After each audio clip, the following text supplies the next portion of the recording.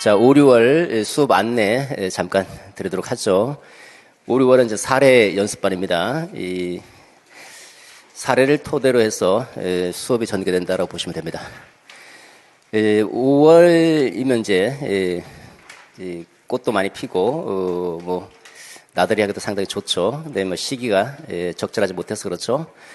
자, 이제까지 우리가 이제 공부했던 여러 가지 개념들을 실제 사례에 한번 적용해보는 시간이 이제 5, 6월 사례 연습반입니다. 이 핵심 개념을 사례에 적용해보고 적용력을 좀 완성시켜보자라는 취지로 강의가 이제 진행이 됩니다. 이 강의는 이제 일요일 반과 월화 두 개 반으로 나눠지고요. 좀 보시면 이제 그 일요일 반은 이제 종전과 그대로입니다. 9시 반부터 6시 반까지 오전에 이제 월요일 반에 해당되는 내용, 오후는 이제 화요일에 해당되는 내용입니다. 월화 반은 이제 월과 화요일 이틀에 나누어서 실시되고, 자율학습 그 팀별로 스터디가 있는데 아마 시행되기 어려울 수도 있고요. 지금 상황에서는 일단 정해봤습니다. 상황이 이제 좋아지면 팀 학습도 가능할 수 있을 것 같고, 5월 3일에 개강하고 월화반은 5월 4일에 개강이 됩니다. 주요 교재는 이 논점 쏙쏙, 작년에 나왔던 교재죠. 이 논점 쏙쏙은 이제 객관식하고 논술력 문제가 다 수록되어 있는데, 객관식의 중요한 문제들하고 그다음에 지금까지 나왔던 논술력 문제가 모두 수록되어 있는 교재가 논점 쏙쏙입니다. 그리고 사례를 프린터로 해서 사례를 쭉 나눠 드릴 겁니다. 그다음 부교재는 이제 핵심 속속을 사용하게 되는데, 이제 핵심 속속이 이제 5월부터 이제 본격적으로 사용이 되고요. 다른 기존에 이제 기본서 상하권 갖고 공부하셔도 좋고, 다른 것 갖고 공부하셔도 상관없습니다. 접수가 이제 4월 16일부터 이제 시작해서 선착순으로 이제 마감된다고 그러니까 참고하시고요. 밑에 이제 강의 특징을 보시면 사례를 연습하고 기출 분석합니다. 객관식하고 논술력 모두 다 분석하고, 객관식은 이제 아무래도 중요한 논점 중심으로 분석이 될 겁니다. 그 다음에 이제 논점별로 모범 답안을 토대로 해서 이제 모범 답안을 이제 공부하는 부분도 있고요. 그리고 개별 첨삭을 시작하는데, 개별 첨삭은 이제 5월부터는 이제 사례형으로 우리가 이제 3, 4월에 마지막에 사례형으로 나눠드렸던 것처럼 이렇게 사례형으로 그 과제가 나가고 거기에 대해서 이제 첨삭을 시작하죠. 전체적으로 보면 이제 목적이 어쨌든 이제 개념을 우리가 알고 있는 개념과 이론을 사례에 정말 적용할 수 있는지, 사례 적용력을 높이고, 그리고 이제 항상 제 강의가 그랬던 것처럼 개념들 다시 한번 정리해보고 암기하는 방법도 알려드리고 그렇습니다. 내용을 보시면 이제 사례 적용이고, 대부분의 모든 개념들을 사례 다 녹여서 사례를 토대로 해서 내가 알고 있는 개념을 한번 다시 정리해보고 또 적용해보고 하는 그런 시간이 될 겁니다. 그 다음에 두 번째는 기출 분석하고요. 그 다음에 개별적인 과제에 대해서 첨삭하고 정리하고 답안을 토대로 해서 여러분들이 모델링 할 수 있도록 답안을 300제를 제공해드립니다. 그 다음에 형사평가, 이제 자가 채점할 수 있도록 형사평가를 하고, 조금 더 세부적으로 가보시면요. 일단은 이제 사례가 매우 중요하다라고 볼 수 있겠죠. 어쨌든 논술력은 사례형으로 출제될 수밖에 없는 부분이고, 사례에 내가 알고 있는 개념들을 잘 적용할 수 있느냐가 중요한 관건이기 때문에 공부한 내용에 대해서 사례를 잘 적용할 수 있어야 된다라는 부분입니다. 그래서 포인트 첫 번째가 사례 연습이고, 제가 보통은 이제 그 복습을 많이 강조하는 입장인데, 5월부터는 이제 예습을 강조합니다.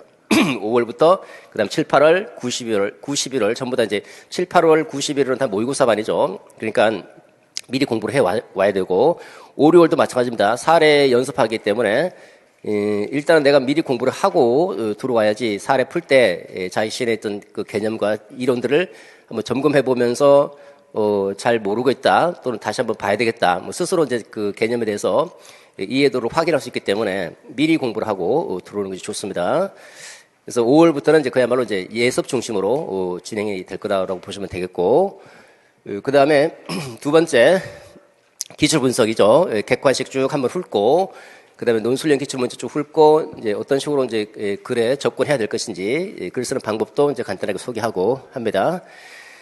자, 마지막으로 이제 논점별로 모범 답안을 토대로 해서 이제 모델링을 할 수 있도록 하고요. 자, 전체적으로 다시 한번 세부적으로 더 들어가 보시면, 첫 번째 사례 연습입니다. 이런 식으로 이제 사례가 주어지는 건데 사실 이게 이제 교육학 논술 기출 문제와 거의 흡사하다고 보시면 됩니다. 거의 모든 개념들을 전부 다 사례로 통틀어서 접근하기 때문에 어떻게 보면 사례를 가장 많이 다루는 반이 5, 6월 반이다라고 볼 수 있죠. 모의고사는 이제 세팅으로 해서, 한 모의고사당 4개 정도 사례밖에 못 다루잖아요. 이걸 모든 개념과 이론들을 다 사례형으로 접근하기 때문에 아마 사례가 조금, 적용하기 좀 어렵다. 그런 부분을 조금, 부담을 느낀다 하는 분들은 사례 적용을 통해서 이제 개념을 다시 한번 정리하는 그런 시간을 가질 필요가 있겠다라는 생각이 들고요. 보시면 하이니히의 어시오 모형에 근거한 박교사 수업에서 학생들의 학업 성취도가 낮게 나타났는데 왜 그런가 이유와 해결 방안을 제시하라. 이제 어시오 모형의 근거라고 돼 있잖아요, 그죠? 그래서 일반적인 개념에서 여기 제시문을 보면 쉽게 찾을 수 있는데 이거를 어시오 모형의 관점에서 분석하고 접근할 수 있어야 된다고 볼 수 있겠죠. 첫 번째 보시면 그런데 수업 도중에 화질과 음질이 좋지 않아서 학생들이 수업 내용을 잘 이해하지 못한다. 화질과 음질의 문제, 어시오 모형 중에서 어떤 부분에 문제가 있었는지 거기에 근거해서 명칭을 쓰고 이제 그 문제점을 제시해줘야 되겠죠. 매체와 자료가 뒤죽박죽 섞여 있어서 혼란을 주었다. 이것도 마찬가지죠. 매체와 자료가 뒤죽박죽 섞여 있었다는 것은 어시오 모형 중에서 어떤 단계에서 문제가 나타났는지, 그리고 또 박교사는 교과 내용을 설명하면서 중간에 매체를 끼워 넣으면서 중간중간에 끼워 넣으면서 제시하는 방식으로 진행되고 있고, 설명 도중에 매체 설명 도중에 특별한 언급 없이 제시해서 학생들 당황스럽게 만들었다. 이것도 이제 어시오 모형에서 문제점이 있죠, 그죠?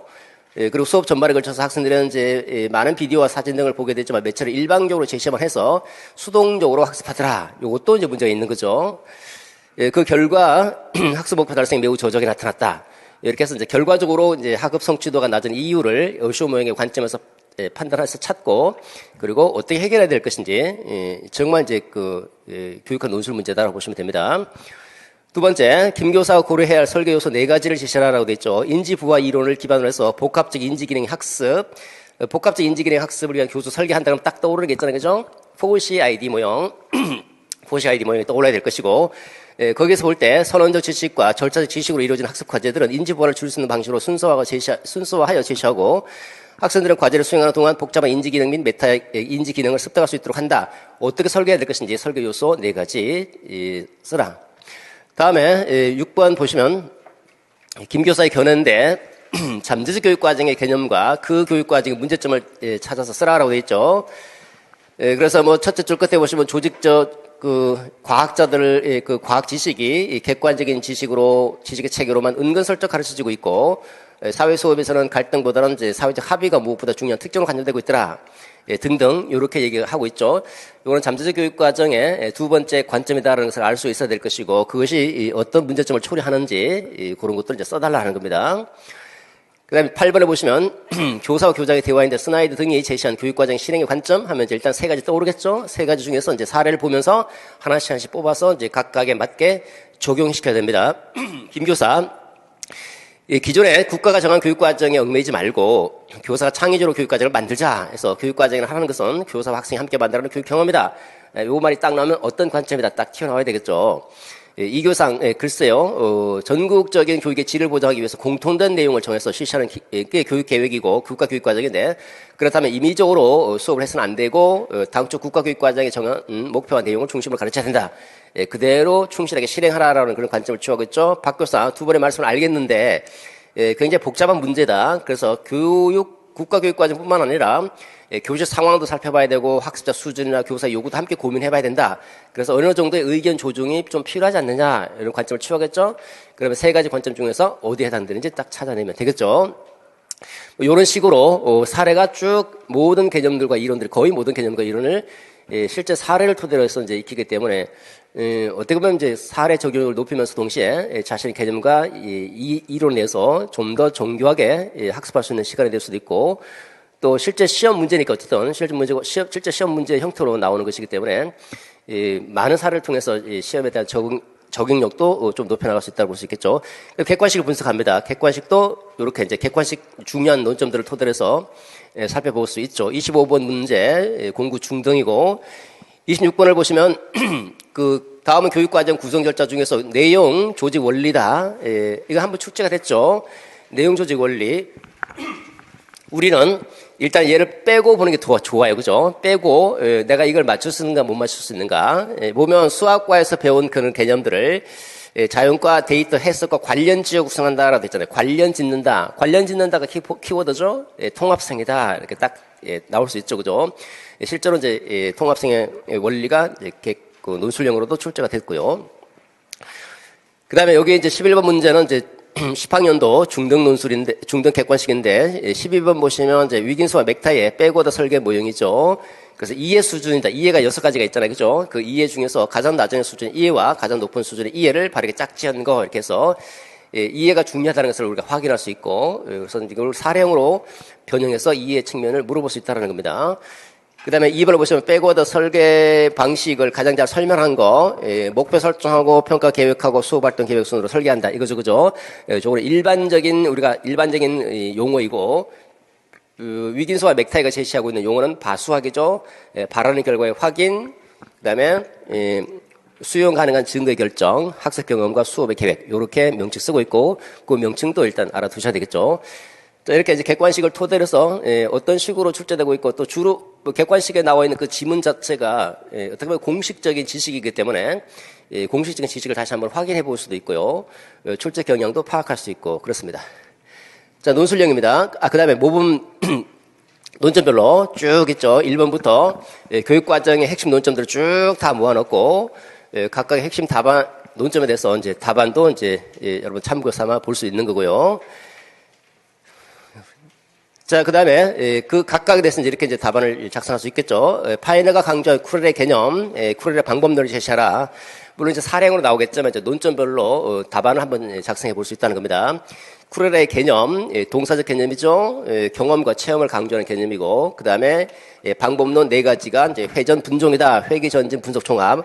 각각의 키워드, 어떤 것들을 핵심 키워드로 삼아서 써야 될 것인지, 키워드를 중심으로 딱딱 간단하게 작성해 주시면 됩니다. 이렇게 이제 하나의 논점, 교육과정에서 하나의 논점이 나오면 하나의 논점을 중심으로 해서 한 문단을 구성하는 거죠. 그래서 첫 번째 글 쓸 때 들여쓰기 해주시고, 그 다음에 끝날 때까지 이 뒤에 비우지 말고 계속 이어서 끝까지 하나의 논점을 완성하게 됩니다. 교육학 논술이 4개 영역에서 4개 논점이 나오죠. 그렇게 본론이 이렇게 형식적으로 4문단이 구성이 된다. 라고 보시면 되겠고, 많이 쓰실 필요가 없어요. 보면. 그래서 간단하게 한 줄 또는 2줄 정도씩 쓰게 될 겁니다. 자, 교과 통합의 운영에 일반적인 원칙을 제시하라. 이것도 마찬가지고요. 자, 이제 전체적으로 보면 이제 우리가 이제 그 5, 6월에 어떻게 보면 이제 그 디딤돌 역할을 한다라고 볼 수가 있는데, 1, 2월에 기본을 이제 공부를 하고, 3, 4월을 통해서 전체 교육학 내용을 이제 이해를 하게 되고, 어느 정도 이제 그 뭐 완벽하게 할 수는 없잖아요. 그죠? 우리 공부라고 하는 게 항상 시험장 갈 때까지 늘 불만족스러운 상태죠. 그렇지만 어느 정도 이제 공부가 되어 있다 그러면, 그걸 이제 사례 한번 적용해 보면서 자신의 개념도 좀 더 정교화시키고 적용률도 높여갈 필요가 있겠고, 요게 지나면 이제 그다음 바로 모의고사죠. 7월부터 모의고사입니다. 그러니까 어떻게 보면 이제 한번 그 전체를 다시 한번 다듬으면서 사례 적용할 수 있는 마지막 기회라고 볼 수 있겠고, 7, 8월부터는 그야말로 이제 모의고사 시즌이기 때문에 이 7, 8월 영역별로 모의고사를 보고 이제 9월부터는 이제 종합 모의고사, 완전히 그 영역 불문하고 왔다 갔다 하면서 이 모의고사를 시행하게 됩니다. 우리의 이론은 이제 5, 6월까지 거의 이제 이론 끝난다라고 보시면 됩니다. 이거는 사례를 통해서 다시 한번 이론을 점검하는 부분이고요. 그래서 이제 5, 6월 끝나면 이제 공부가 그야말로 한 70% 정도는 대의사 되겠죠. 그리고 7월부터 다시 한번 공부를 하면서 조금씩 이제 그 높여 나가야 되겠죠. 자, 이렇게 해서 이제 수석 합격하다. 저도 그냥 합격도 좋다. 우리는 매년 수석 합격자가 나오죠. 올해도 제가 알기로는 한 3명 정도가 나온 것 같은데요. 이 코로나 때문에 이제 그 만나지를 못해서 아마 자기신의 성적이 수석인지 아닌지는 알 수가 없겠지만, 비공식적으로 이제 확인한 학생들이 제가한테 이제 알려주신 분이 3분인데, 우리는 뭐 수석이든 어쨌든 뭐 문고리 잡고 문을 마지막 닫으면서 들어가도 좋습니다. 합격만 하면 되는 거죠. 자, 제가 늘 말씀드리는 게 싸우고 이길 것인가, 이기고 싸울 것인가. 이기고 싸우자 이거죠. 힘겹게 싸워서 이기지 말고. 그래서 여러 가지 전략과 전술을 잘 동원해서 마음속으로 나는 합격할 수 있다는 생각을 하고 공부해 나가는 것이 중요하고요. 합격은 결국은 마음속에서 나오는 거죠. 우리가 어떤 마음을 품느냐, 일체 유심조다라고 하죠. 자, 이렇게 해서 3, 4월, 아니 5, 6월 사례 연습반 안내 마치도록 하죠.